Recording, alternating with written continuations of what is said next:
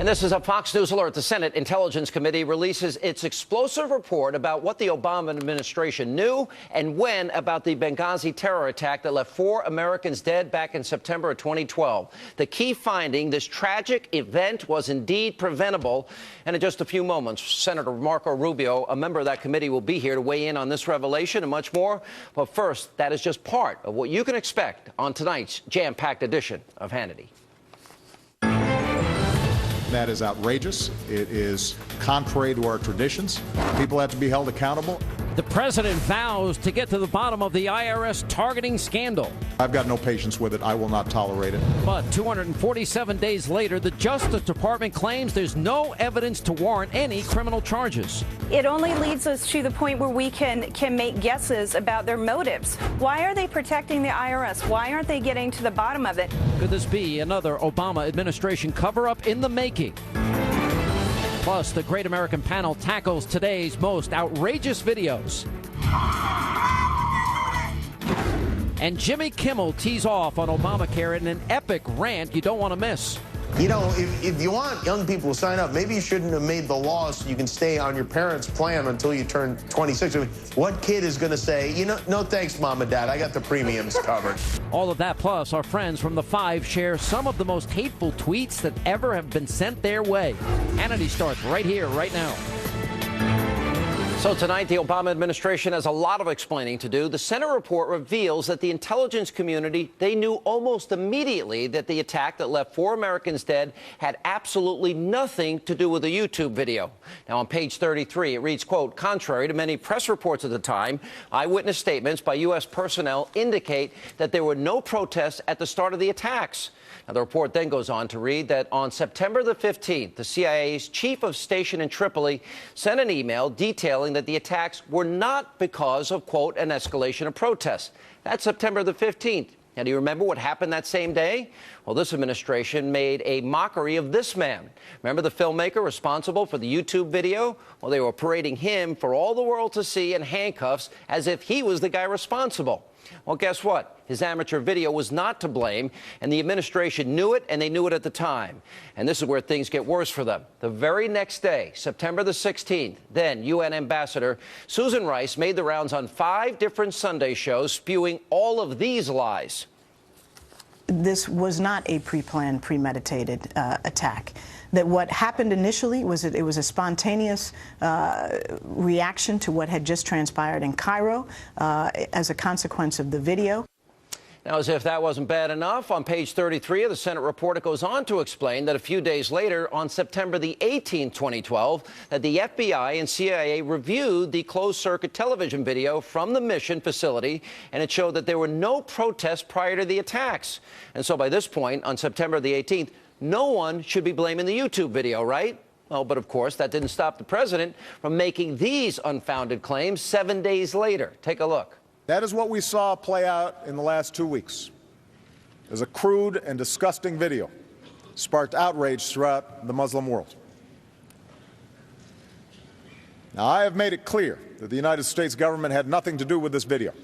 All right, it's exhausting just trying to explain the White House's stupidity on this, and that's why it's also infuriating when then Secretary of State Hillary Clinton had the nerve to say this. The fact is, we had 4 dead Americans. Was it because of a protest, or was it because of guys out for a walk one night who decided they'd go kill some Americans? What difference at this point does it make?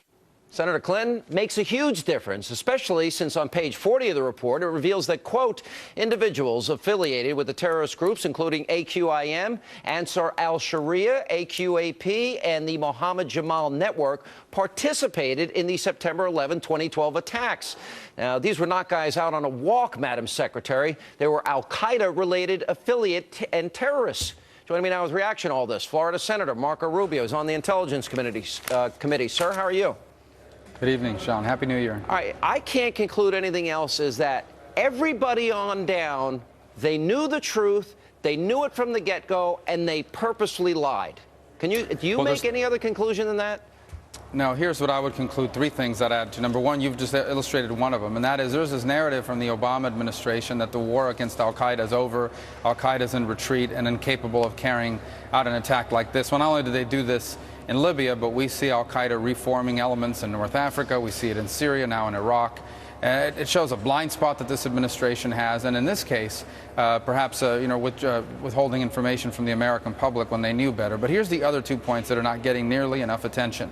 Number one, there was a steady stream of reporting that this facility in Benghazi was in grave danger, that this was a very dangerous place. There had been attacks against the facility before. The UK had already pulled out. The Red Cross had pulled out, and they didn't have enough security. To face, they maybe shouldn't have even been there at this stage in the process. Who's responsible for that? The buck stops with Hillary Clinton.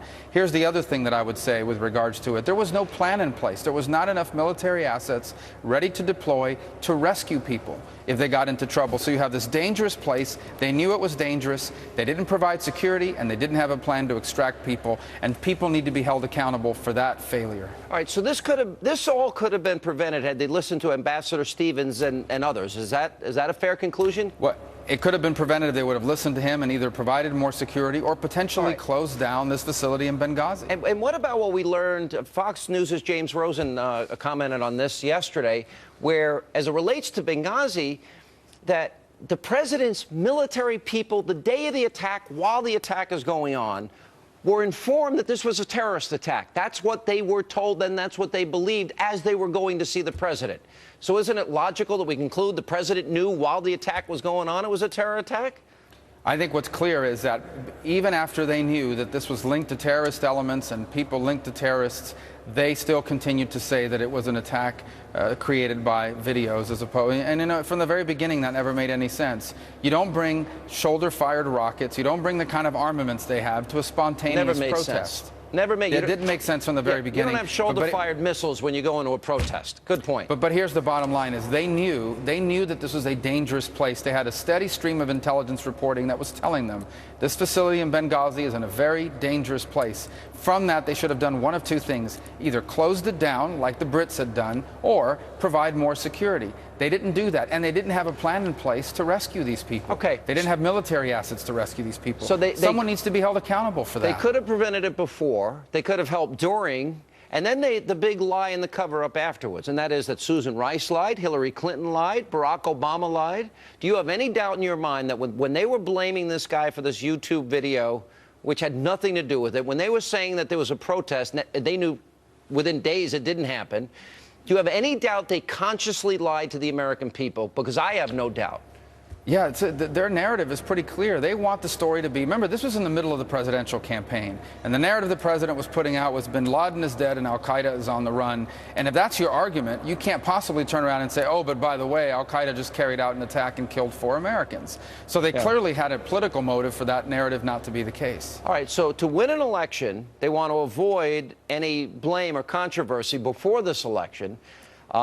They purposely lie and go out there because they screwed up before, during, and after. Now the question is, now that we know that this is true, and by the way, this report wouldn't have come out without Democratic support. That's interesting to me. Now what recourse do you guys have when the President of the United States and the White House is lying so systematically to the American people? What do we do? Well, here's the one thing we really need to be focused on. We haven't spent any time on this whatsoever, and that is State Department accountability. They are responsible for the safety and the well-being of our diplomats abroad. The committee here that has jurisdiction on the State Department, which I serve on, is the Foreign Relations Committee. Beyond that one hearing they had last year where Secretary Clinton said those things you just played the clip on about what difference does it make, it has done absolutely nothing on this issue. The time has come for the Senate Foreign Relations Committee to hold hearings and conduct its own investigation as to why it is that the State Department, knowing what it knew about Benghazi, did not provide sufficient security to keep those people alive and prevent this tragedy from happening. All right, Senator, we're going to continue to follow it. The families that lost loved ones and those that were injured, they deserve answers. And maybe, are we ever going to hear from the people that were witnesses? Are we ever going to be able to interview them? Well, again, and that's why I hope we'll have foreign relation hearings. We will call them as witnesses so they can testify before the American public about what truly happened on that terrible day. Massive cover-up. By the way, if you like your plan, you can't keep your plan either. A lot of lies being told the American people today, Senator. Good to see you. Thank you. Good to see you, Sean. And coming up.